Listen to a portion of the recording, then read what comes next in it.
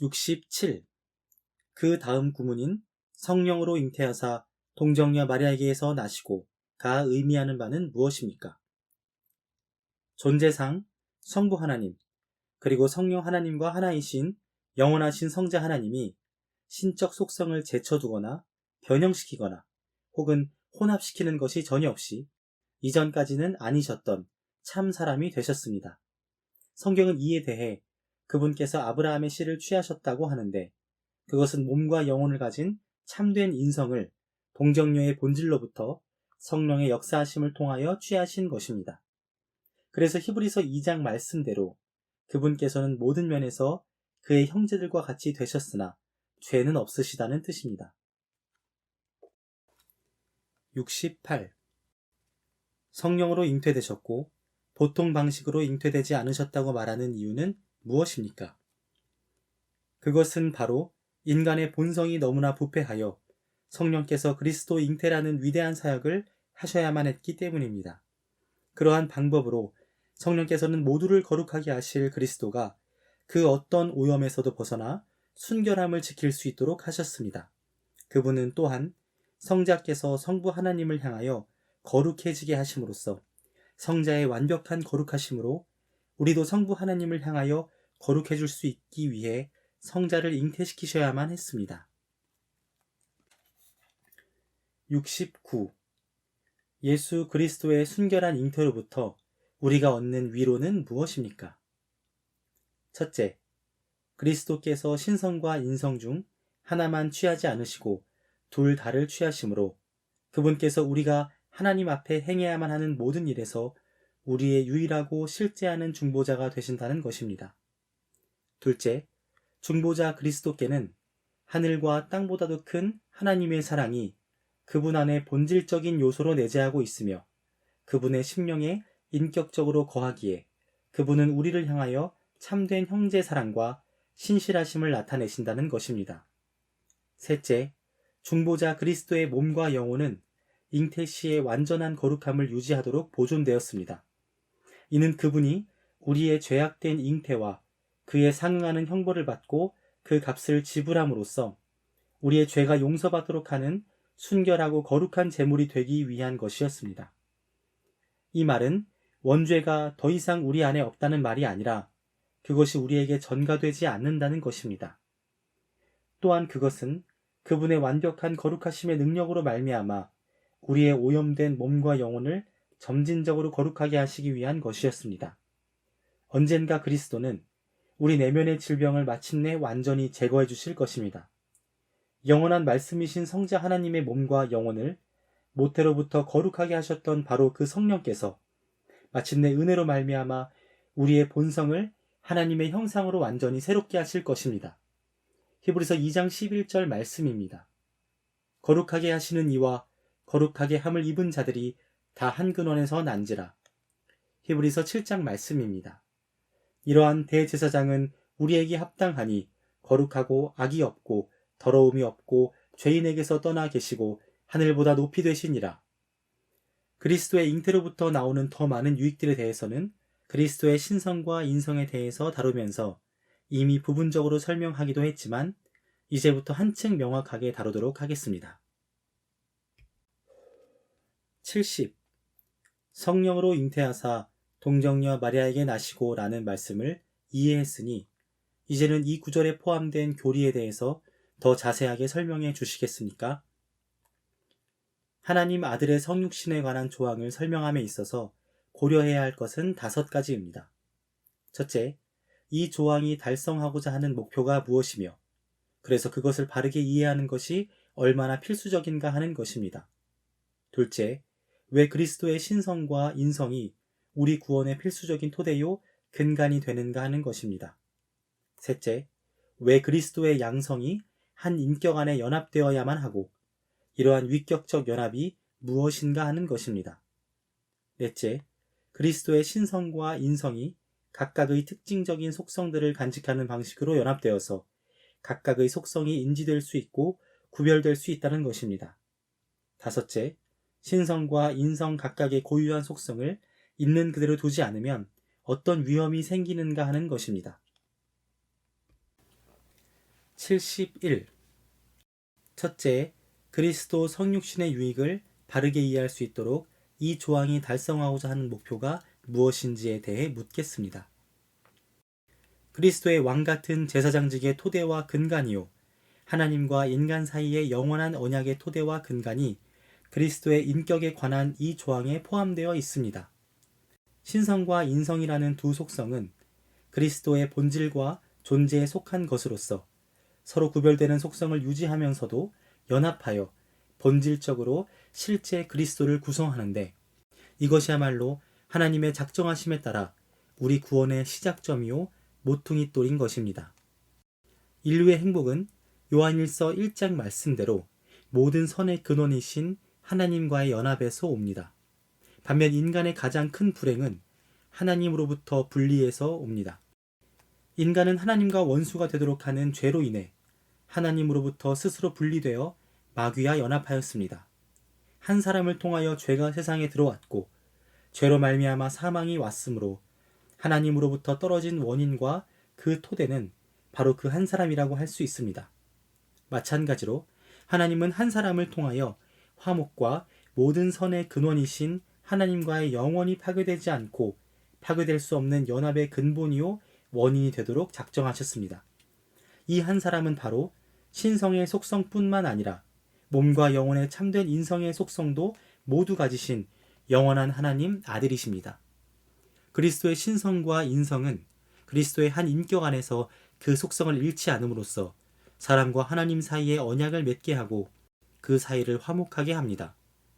그래서 하나님의 맹세와 약속에 따라 영원한 언약이 되는 이 언약을 유지하고 보존하기 위하여 그리스도의 신성과 인성은 우리가 하나님의 언약을 근원부터 파괴하기를 원하지 않는 이상 그 모든 속성들이 영원토록 잃지 않고 유지될 것입니다. 바로 이러한 이유로 사탄은 항상 감히 언약의 중보자의 신성과 인성 중에 하나를 부인하게 하거나 최소한 그것들을 왜곡하는 일에 혈안이 되어 있었던 것이고, 그의 하수인들을 통하여 앞으로도 세상 끝날까지 계속해서 그렇게 할 것입니다. 사탄은 그리스도를 참 하나님이요 참 사람으로 놓아둘 수 없습니다. 뿌리가 상하면 가지도 생기를 잃어버리고 재배하는 사람은 그로부터 열매를 얻을 모든 소망을 잃어버리게 됩니다. 그런 것처럼 신성과 인성의 모든 속성이 한 인격 안에 거하는 그리스도의 인격이라는 교리가 불순물이 섞여서 망가지게 되면 그리스도의 인격 교리가 우리에게 가져다주는 열매, 즉 그리스도의 인격으로부터 우리가 찾는 열매와도 같은 그리스도의 왕직분과 제사장 직분에 관한 교리 역시 망가지게 되는 것입니다. 72. 둘째, 이 토대의 근거에 대해서 설명해 주십시오. 하나님으로 말미암아 우리를 구원하도록 작정된 이 인격이 어떠한 이유로 피조된 것처럼 만질 수 있고 볼 수 있는 고륙을 지녔으며 몸의 서로 다른 지체들이 각각 있어야 할 곳에 위치되어 참 사람의 모든 속성을 가진 것입니까? 하나님께서 죄를 대적하는 그분의 변함없는 공의를 나타내심과 동시에 죄인된 우리들을 향한 자비를 나타내시려는 이유로 그렇게 된 것입니다. 하나님은 언약을 체결하신 후 공의롭지 않고 신실하지 않은 분이 되기를 원치 않으셔서 공의의 진리와 진노를 나타내신 것입니다. 왜냐하면 하나님께서 내가 선악을 알게 하는 나무의 열매를 먹는 날에는 반드시 죽으리라고 말씀하셨기 때문입니다. 시편 5편도 주는 죄악을 기뻐하는 신이 아니시니 라고 말씀합니다.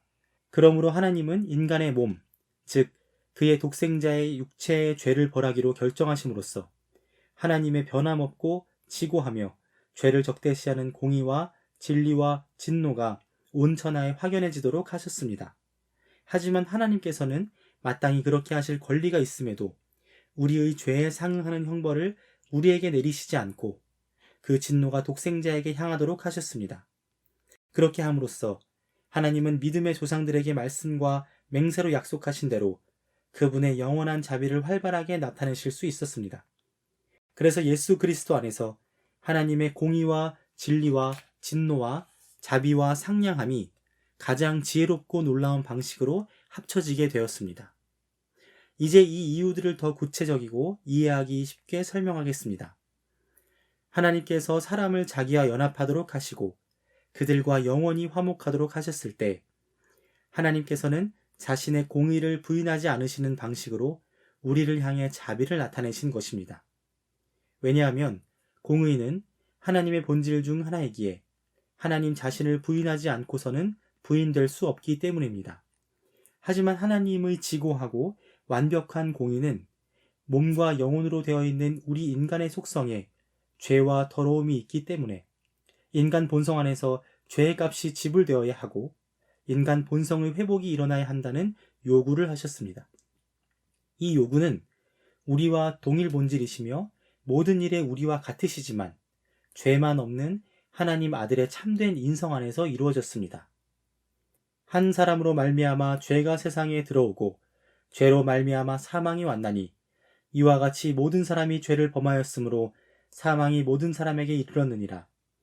한 사람의 범죄를 인하여 많은 사람이 죽었은즉 더욱 하나님의 은혜와 또한 한 사람의 예수 그리스도의 은혜로 말미암은 선물은 많은 사람에게 넘쳤느니라. 한 사람의 순종치 않음으로 많은 사람이 죄인 된 것 같이 한 사람이 순종하심으로 많은 사람이 의인이 되리라. 그러므로 그리스도는 죄와 멸망으로 가득 찬 우리 몸과 영혼을 위해 십자가에 죽기까지 복종하심으로써 하나님의 변함없는 공의를 만족시킬 수 있기 위하여 몸과 영혼을 가진 참 사람이 되셔야만 했습니다.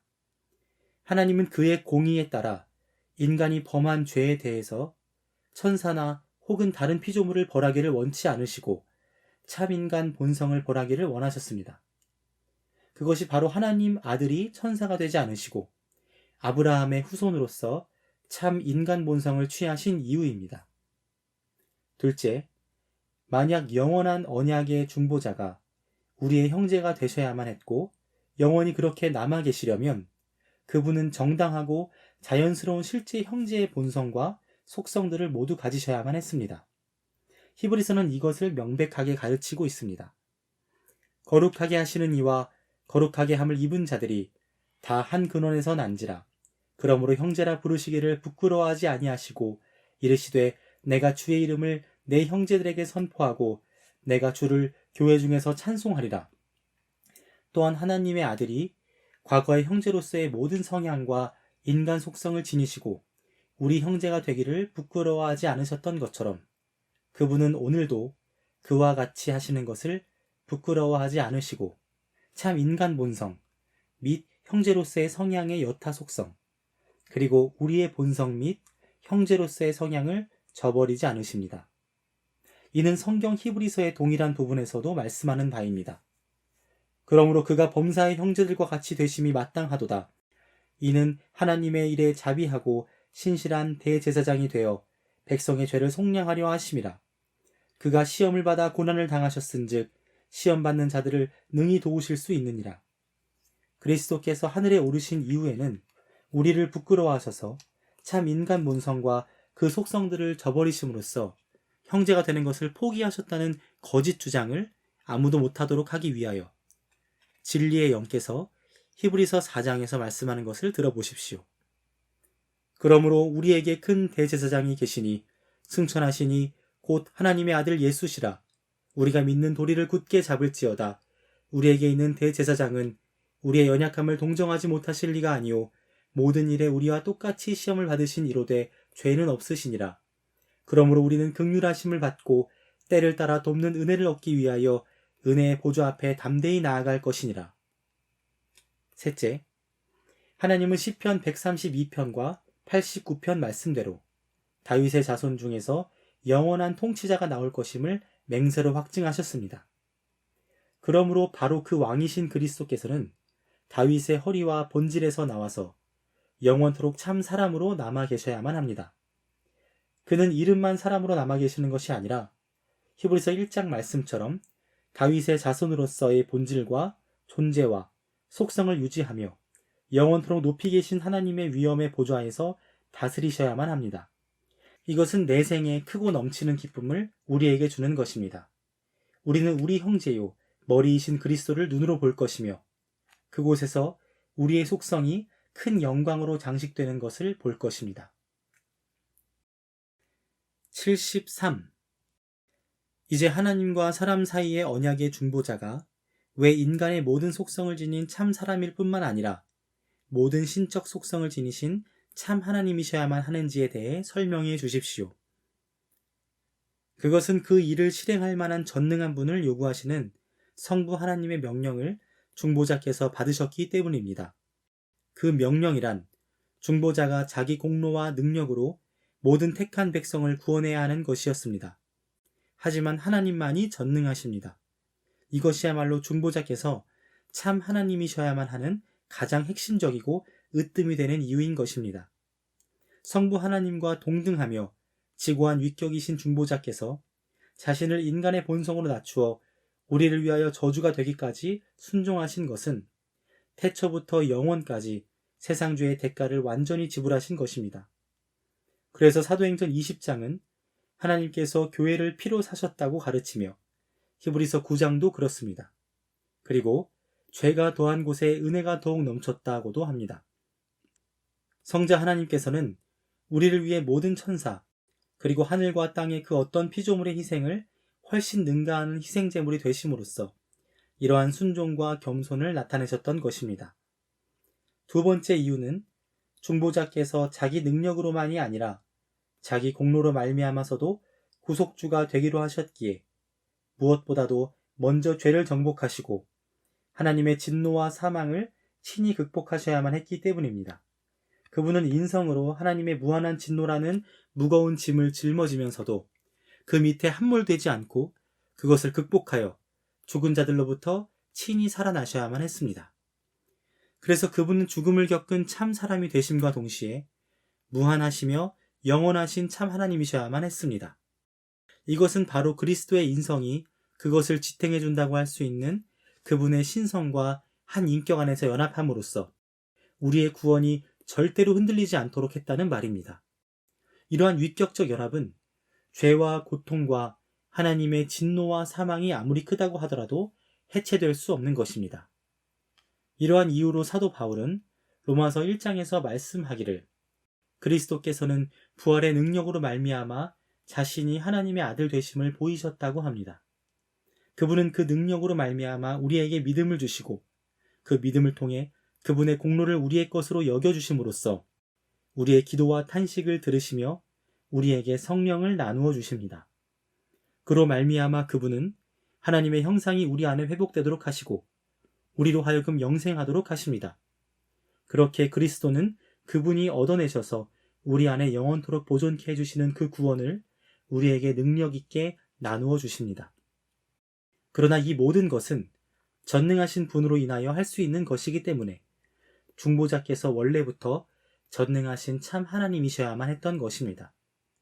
골로새서 1장이 말씀하는 대로 성부께서는 처음부터 우리를 그분의 형상으로 창조하셨으므로 그분 외에 누가 우리를 하나님의 형상으로 재창조할 수 있겠습니까? 참 하나님이신 그분 외에 누가 성령을 나누어 줄 수 있겠습니까? 요한복음 1장이 말씀하는 처음부터 그 안에 생명이 있었던 그리스도 외에 누가 우리에게 다시금 영생을 줄 수 있겠습니까? 마지막으로 하나님께서 나는 여호와라 나 외에는 구원자가 없느니라고 말씀하셨기 때문에 우리의 구세주 그리스도가 하나님의 작정하심에 따라 우리의 구원을 얻어내시고 영원토록 보존하시는 참 하나님이 되시는 것이 필수적이었습니다. 그분은 전능하심과 영원하심, 측량할 수 없는 위엄과 영광 등 신성에 속한 모든 속성들을 모두 가지셔야만 했던 것입니다. 이러한 속성들이 없다면 그분은 구세주가 될 수도 없거니와 구세주의 직분을 유지할 수도 없습니다. 74. 지금까지 이 조항이 달성하고자 하는 목표가 무엇인지와 중보자가 왜 참 사람이요 참 하나님이어야 하는지에 대해서 논의했습니다. 그렇다면 이제부터 그리스도의 신성과 인성이 단일한 인격 안에 연합되어 있는 위격적 연합이란 것이 무엇인지에 대해서 알려주십시오. 위격적 연합이란 신성과 인성이라는 서로 상이한 성질이 함께 모여서 한 인격을 구성하는 것입니다. 이것은 인간 존재가 몸과 영혼이라는 두 상이한 성질로 되어 있다는 것과 매우 유사합니다. 몸은 만지고 볼 수 있지만 영혼은 그럴 수 없고 몸은 다치고 죽을 수 있지만 영혼은 그럴 수 없는 등의 차이가 있으면서도 몸과 영혼은 함께 모여 인간 존재의 본질을 이루게 됩니다. 몸과 영혼이 하나의 인간 존재를 이루는 것처럼 신성과 인성은 하나의 그리스도를 구성합니다. 이는 기독교회가 항상 올바르게 고백해왔던 것입니다. 이로 인하여 그리스도의 신성과 인성 간의 위격적 연합이 무엇인지에 대해 하나님의 말씀이 우리에게 가르치는 것을 이해하기가 한층 쉬워집니다. 그리스도의 신성과 인성은 서로 상이한 성질입니다. 그리스도의 신성은 천지를 창조하신 주역이기에 시작점이 없고 참 하나님으로서 전능하며 무한하고 공간의 제약을 받지 않습니다. 하지만 인성은 시작점이 있고 피조된 채로 존재하며 창조주가 아닌 피조물이기에 전능하지 않고 무한하지 않으며 머리, 팔, 가슴, 다리, 발 등과 같은 유한한 지체들이 각자의 자리에 위치하고 있습니다. 이처럼 신성과 인성은 각자 구별되는 특성들과 속성들을 가지고 있으면서도 둘 중 어떤 것도 소홀함이 없이 함께 모여서 그리스도라는 한 인격의 본질을 구성하는 것입니다. 하나님은 베드로나 바울과는 위격적인 연합을 갖지 않으십니다. 비록 하나님께서 그들 속에 거하신다고는 하지만 그것은 그들의 본질에 있어서 함께 거하신다는 것이 아닙니다. 따라서 하나님과 그는 하나의 인격을 이룬다거나 혹은 그는 곧 하나님이라는 말은 그리스도에 대해서는 성립하지만 베드로에 대해서는 성립하지 않습니다. 위격적 연합에 대한 이와 같은 사실은 그리스도의 잉태로부터 귀결되는 것인데, 왜냐하면 그리스도가 잉태되실 때 완전한 위격적 연합이 이루어졌기 때문입니다. 그 이후로 그리스도의 신성과 인성이 한 인격 안에 다르게 연합하는 일이 다시는 없을 것입니다. 모태에서부터 그리스도의 신성과 인성은 위에 언급된 속성들을 간직했던 것입니다. 75. 이제부터 그리스도의 신성과 인성이 한 인격 안에 연합되어야만 하는 이유에 대해서 설명해 주십시오. 하나님과 우리 사이에 존재하는 연합이나 그 사이에 체결된 은혜 언약의 토대가 굳건하고 흔들리지 않도록 하기 위해서 하나님께서는 특별한 방식, 즉 그리스도의 신성과 그 속성, 그리고 그리스도의 인성과 그 속성이 서로 침범하지 않고 위격적 연합으로 함께 모여 연합되게 하려는 뜻을 세우셨습니다.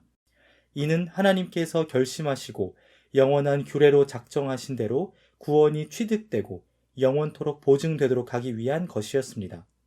인성과 신성이 한 인격 안에 연합되지 않고는 하나님의 작정과 계획에 따라 구원이 취득될 수 있는 길이 없었습니다. 왜 없었습니까? 첫째로, 만약 하나님과 사람이 그리스도 안에서 한 인격을 이루지 않았더라면 흘려진 것은 하나님 아들의 피가 아니었을 것이며 희생제사는 온 세상의 죄를 속하기에 충분한 가치를 가진 것이 아니었을 것입니다. 더구나 만약 그리스도의 인성이 신성과 강하며 떨어질 수 없는 연합으로 연합되지 않았다면 그 인성은 하나님의 무한한 진노를 견뎌낼 수 없었을 것입니다. 그리스도의 인성은 그 어떤 산보다 무겁고 온 천지보다도 무거운 하나님의 진노의 무한한 무게를 참을성 있고 신성 모독 없이 견디고 극복해내야만 했기 때문입니다. 만약 그리스도께서 신성과 인성이 영원히 연합된 채로 계시지 않는다면 우리의 구원은 영원토록 더욱 불안정해질 것입니다. 그리스도께서 제사장 직분을 취하시고 완벽한 속죄를 이루시려면 그러한 역사를 이루어야 했던 그분의 몸과 영혼이 바로 하나님 아들의 몸과 영혼이어야만 했던 것입니다. 그리고 그리스도께서 단번에 드리신 제사로 말미암아 하늘에서 우리를 위해 제사장과 중보로서 탄원하시는 효력이 영원하기 위해서는 그리스도께서 하늘에서 성부 하나님 앞에 보였던 몸과 영혼 역시 하나님 아들의 몸과 영혼이어야만 했습니다. 우리 죄의 대가가 지불되고 씻김을 받은 것도 하나님과 우리의 화목의 영원한 보증이라고 할 수 있는 그리스도의 몸과 영혼으로 한 것입니다.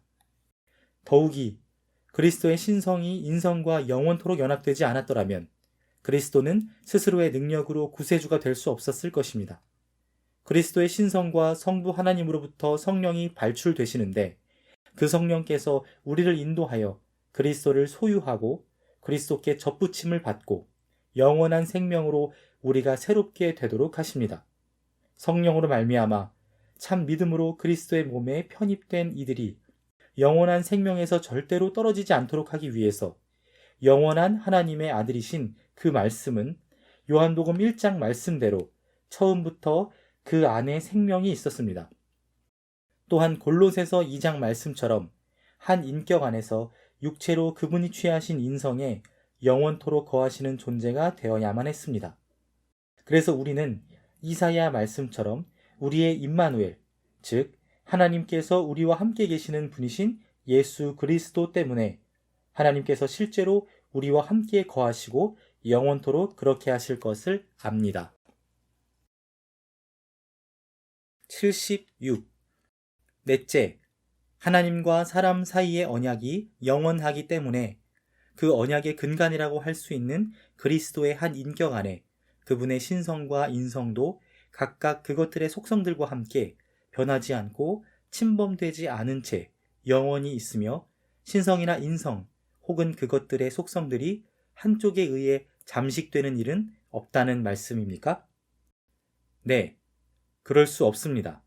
그렇지 않다면 하나님의 언약을 그 토대와 근간으로부터 헐고 파괴하고 말 것입니다. 하나님과 사람 사이의 언약과 화목이 성립하려면 중보자의 신성과 인성, 그리고 그 모든 속성들 모두가 실제적이며 변질이 없어야만 합니다. 같은 논리에서 우리를 영원한 구원으로 구원하고자 중보의 직분을 맡으신 언약의 중보자라고 하는 토대에서는 몸과 영혼과 육체와 뼈에 이르기까지 모든 인성이 참되고 변질이 없고 완전해야 하고 그러한 상태로 영원토록 보존되어야 합니다. 이것은 마태복음 22장 31에서 32절 말씀대로 부활 이후에 우리 육체와 뼈 역시도 언약으로 말미암아 영원한 구원을 상속받을 수 있도록 하기 위함입니다. 신성과 인성 중 어느 하나라도 기형적이 되거나 그 속성들이 부정된다면 하나님의 언약은 시작될 수도 체결될 수도 유지될 수도 없으며 결국 해체되고 말 것입니다. 77. 다섯째, 중보자의 신성과 인성이 온전하며 침범 없이 유지된다고 이야기하는 것만으로 충분하지 않은 이유에 대해서 좀 더 잘 설명해 주십시오. 왜 신성과 인성의 속성들이 구분된 채로 침범 없이 유지되어야 한다는 말을 덧붙여야만 하는 것입니까? 그 속성들이 구분되지 않았을 때 발생할 것으로 우려되는 위험들에 대해서도 알고 싶습니다. 좋은 지적입니다. 그 이유는 인류의 대적의 괴계에 맞서고 하나님의 언약을 맞이하기 위함입니다. 대적은 그의 수하들과 더불어서 그리스도가 참 하나님이시며 참 사람이시라는 것을 견디지 못하고 그리스도의 신성 혹은 인성을 꾸준히 공격해왔습니다. 대적은 신성이나 인성 중에 하나의 해를 입히게 될 경우 그리스도의 직분에 대한 교리가 허물어진다는 사실을 잘 알고 있습니다.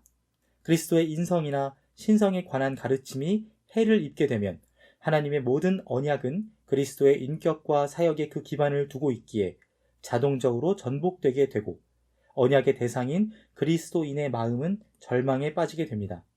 그러므로 마귀는 기회가 있는 대로 부끄러움 없이 힘있게 그리스도의 신성 혹은 인성을 완전히 부인했는데 악하고 잘못된 유대인들을 통하여 메시아의 신성을 부인할 때도 그러했고 첼레스티노파를 통해 그리스도의 인성의 실제성을 부인할 때에도 그러했습니다. 하지만 이러한 부끄러움 없는 당돌함이 어긋나는 것을 목격할 때면 마귀는 자신이 그리스도의 신성과 인성을 모두 고백한다는 거짓 주장을 합니다. 그러면서도 그리스도의 신성과 인성의 속성들을 부인하고 제거해 버림으로써 신성과 인성 그 자체를 필연적으로 파괴하고야 맙니다. 이것은 마치 사탄이 불의 존재를 시인한다고 하면서도 그가 믿는 불이란 얼음처럼 차갑고 냉각된 것이라고 말하는 것과 같습니다. 논리적으로 볼 때 불의 속성을 부인하는 것이 곧 불의 본질을 부인하는 것이라는 사실을 그 누가 알지 못하겠습니까? 불의 속성을 부인하는 것은 곧 불이 없다고 말하는 것이나 다름없지 않습니까? 사탄이 그리스도께서 참된 인간의 몸을 가졌다고 시인하면서도 그 참된 인간의 몸에 속한 속성, 즉 만져지고 붙잡을 수 있고 볼 수 있고 한 번에 한 장소에만 있을 수 있는 등의 속성에 대해서는 부인하는 것 역시 이와 마찬가지인 셈입니다. 사탄은 그리스도의 육체에 적절하지 않은 속성, 즉 보이지 않고 느끼거나 붙잡을 수 없고 하늘과 땅의 어느 한 장소에만 국한되지 않은 등의 육체가 아니라 영으로 된 신적 속성이 전혀 없다는 사실을 변호하지만 동시에 보이지 않고 이해할 수 없는 방식으로 그리스도의 몸이 하늘과 땅을 채우고 있다고 주장합니다. 사탄이 주 그리스도의 몸을 가리켜 보이지 않고 불가해한 특정 장소에 국한되지 않는 몸이라고 하는 것이야말로 그리스도의 몸이 참 인간의 몸이 아니라 누가복음 24장 39절처럼 유령이라고 생각하도록 우리를 잘못 인도하는 것이 아니라면 무엇이겠습니까? 이와 같은 간교함이야말로 사탄이 그리스도의 신성과 인성에 대항하여 싸우는 방식이며 사탄의 이러한 계략은 참 하나님이요 참 사람이신 그리스도께서 구름 중에 나타나 그분의 위엄과 그분의 참 사람이심을 보이실 때까지 계속될 것입니다. 하지만 사탄과 그의 수하들이 해하려고 하는 그리스도의 신성과 인성은 사탄과 그의 졸개들로 하여금 영원한 불명예를 입도록 할 것임을 요한계시록 1장은 말씀합니다. 78. 사탄이 그리스도의 신성 혹은 인성의 속성을 부인함으로써 그것들을 부인한 자세한 예를 알려주시고 그것이 어떠한 위험을 가져오기에 사탄이 이렇게 하였는지에 대해서도 설명해 주십시오. 사탄은 이단자 아리우스를 부추겼고 아리우스를 통해 그리스도가 참 하나님이 아니라는 이슬람에서 가장 중요한 교리가 생겨나는 길을 예비하도록 하였습니다. 아리우스가 그 길을 준비한 방식은 다음과 같습니다. 그는 그리스도가 참 하나님이심을 인정한다고 고백했습니다. 만약 그가 그 사실을 부인하기를 원했더라면 당시 그리스도를 믿는 믿음이 온 땅에 받아들여지고 있었기 때문에 그의 이야기를 들으려는 사람이 전혀 없었을 것입니다. 하지만 아리우스는 여기에 그치지 않고 성자 하나님은 성부 하나님보다 열등한 존재이며 영원성과 전능성에 있어서 동일하지 않고 본질에 있어서 동일하지 않다고 말했습니다. 이러한 견해는 하나님의 언약의 토대를 고려하지 않고 이 토대가 해를 입으면 어떤 결말에 이르게 되는지에 대해서 가만히 생각해보지 않은 다수의 천박한 사상가들에 의하여 열렬히 차용되었습니다. 79.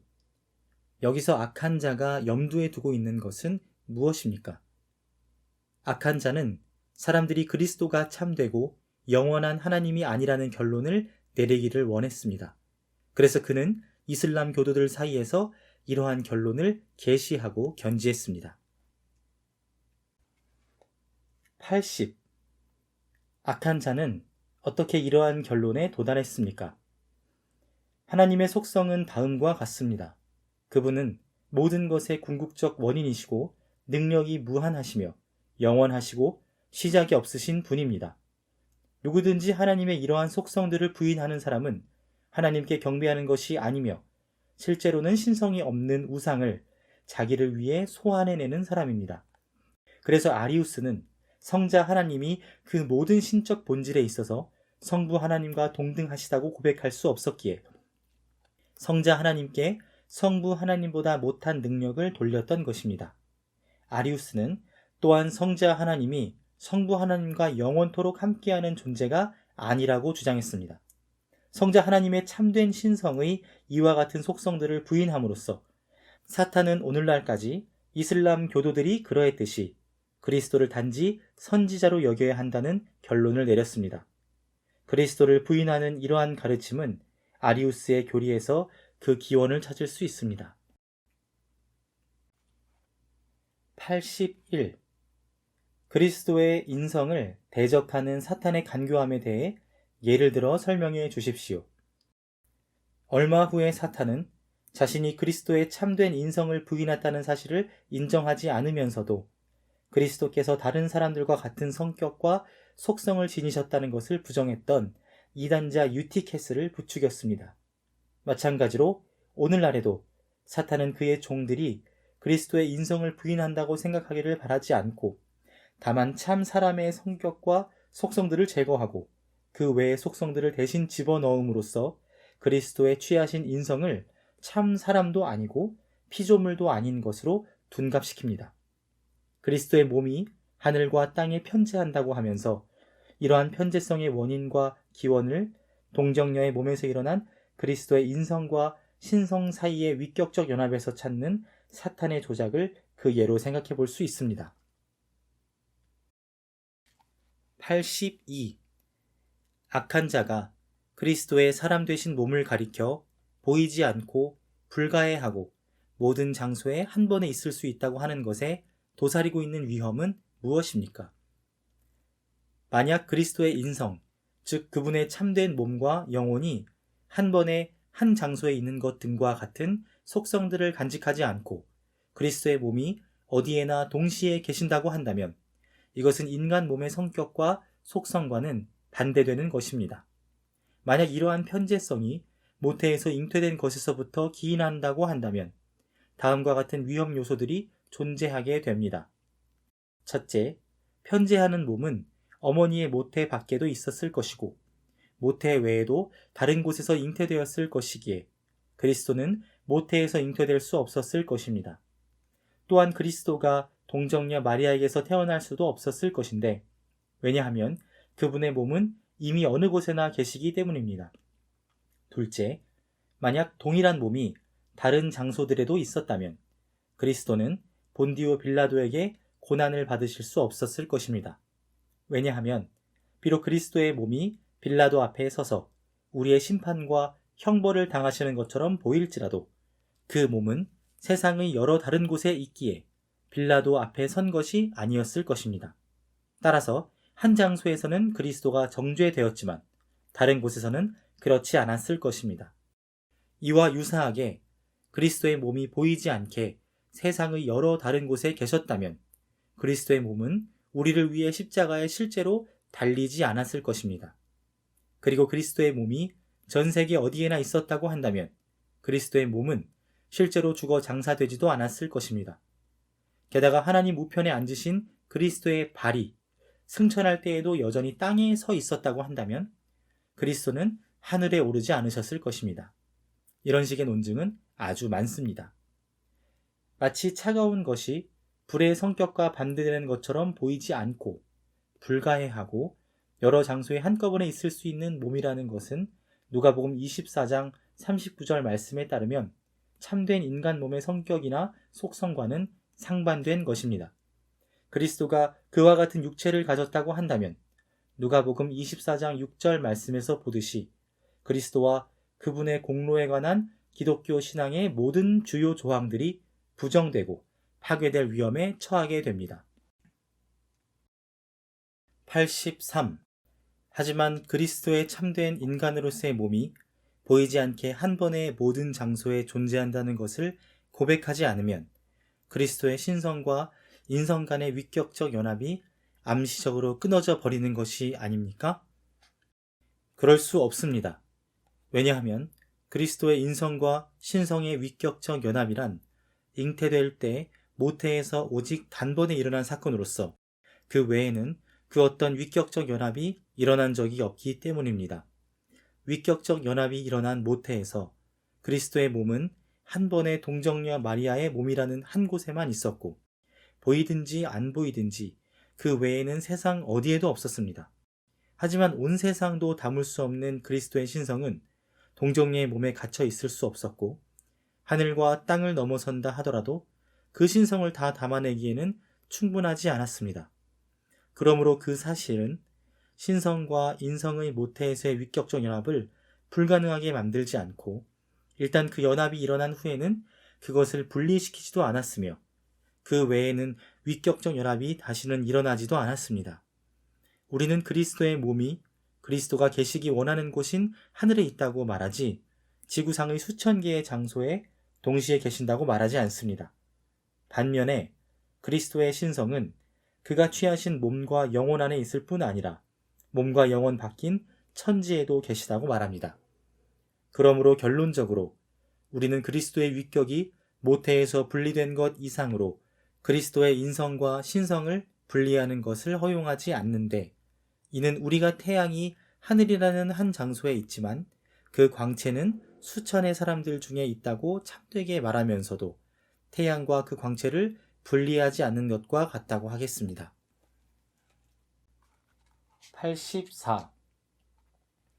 84. 신앙의 조항들을 계속해서 설명해 봅시다. 왜 그 다음 구절인 본디오 빌라도에게 고난을 받으사는 그리스도의 탄생으로부터 곧바로 고난과 죽으심으로 넘어가며 그의 생애에 관한 언급은 하지 않는 것입니까? 그 이유는 이 짧은 신앙 고백이 우리 구속의 실제 토대요, 본질에 관련된 것만을 포함하기 때문입니다. 85. 사도신경에서 그리스도의 고난과 죽으심 부분을 다루기 이전에 그리스도의 생애라는 역사 전체에서 우리 신앙을 세우기 위하여 특별히 주목해야 할 것이 있다면 무엇인지 말해 주십시오. 우리의 믿음은 그리스도의 생애라는 역사에서 특별히 두 가지를 봅니다. 첫째는 하나님이 선지자들을 통하여 그분에 대해 미리 말씀하시고 기적들로 그 말씀을 확증하신 분이 약속된 구세주여야 한다는 것입니다. 사탄이나 그 어떤 피조물도 그와 같은 기적을 행할 수 없었습니다. 이것이 우리가 그리스도의 생애라는 역사를 살펴볼 때 언제나 첫째로 염두에 두어야 할 점입니다.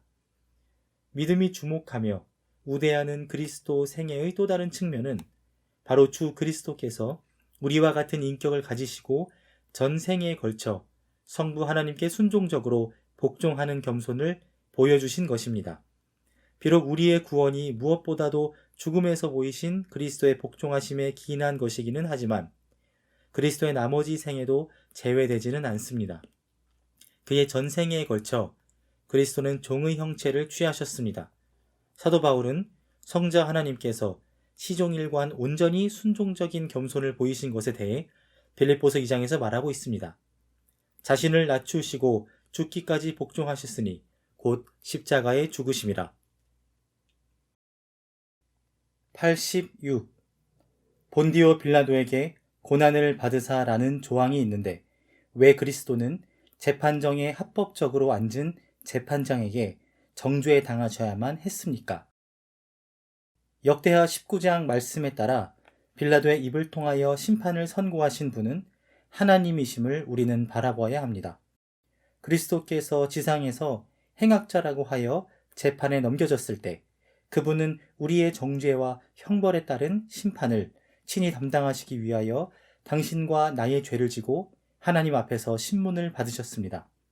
그러한 이유로 그리스도는 마치 그분이 우리 각 사람이라도 되듯이 신문에 넘겨져야만 했고, 비록 빌라도가 상당히 다른 사고를 가지고 있기는 했지만 그래도 그 재판장을 통하여 하나님으로부터 친히 사형 판결을 받으셔야만 했습니다.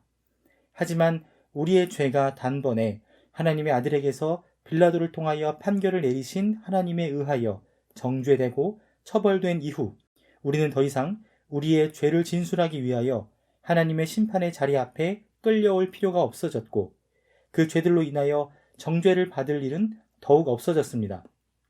성경은 이러한 심판을 주재하시고 빌라도의 입을 통하여 성자에게 판결을 내리신 하나님께 우리의 마음을 올려드려야만 한다고 명확하게 가르칩니다. 그리스도께서 아버지여 만일 할만하시거든 이 잔을 내게서 지나가게 하옵소서. 그러나 나의 원대로 마시옵고 아버지의 원대로 하옵소서 라고 부르짖으실 때 가진 굉장한 두려움이 어디서 왔겠습니까? 그 두려움은 바로 그분이 하나님의 심판 앞에 나아가서 정죄와 하나님의 진노가 담긴 잔을 우리를 위해 비워야 한다는 것을 알고 느낀 데에서부터 온 것입니다. 이사야 53장도 주목하십시오. 여호와께서 그에게 상함을 받게 하시기를 원하사. 로마서 8장은 하나님에 대해서 자기 아들을 아끼지 아니하시고 우리 모든 사람을 위하여 내주신 이라고 하며 누가 능히 하나님께서 택하신 자들을 고발하리오 의롭다 하신 이는 하나님이시니 라고 말씀합니다. 그리고 고린도후서 5장을 보십시오. 하나님이 죄를 알지도 못하신 이를 우리를 대신하여 죄로 삼으신 것은 우리로 하여금 그 안에서 하나님의 의가 되게 하려 하심이라. 사도행전 4장도 참고하십시오. 87. 왜 성경은 그리스도께서 재판장의 입술을 통하여 행악자로 정죄되었다고만 하지 않고 동일한 입술을 통하여 무죄하다고도 선언되었다고 합니까? 정죄와 무죄의 선언이 공히 우리의 믿음을 강화시키기 때문입니다. 그리스도께서 경건하지 않은 이들 중에서 신문을 받으시고 정죄를 받으신 것, 그리고 하나님이 그와 같은 큰 일을 헛되이 행하지 않으셨다는 것 때문에 실로 하나님 아들이 우리 각 사람을 대신하여 그 재판정에 서서 마치 우리 인격이 그곳에 서기라도 한 것처럼 우리를 위해 취하신 인성을 통해 정죄 판결을 기꺼이 지시고 그것을 제거시키셨다는 사실이 우리에게 나타났습니다. 더욱이 그분을 정죄했던 바로 그 입술로부터 무죄하다는 인정을 받으신 것에서 우리는 그리스도가 자신의 죄가 아닌 우리의 죄를 위하여 고난을 당하셨다는 것을 알 수 있습니다.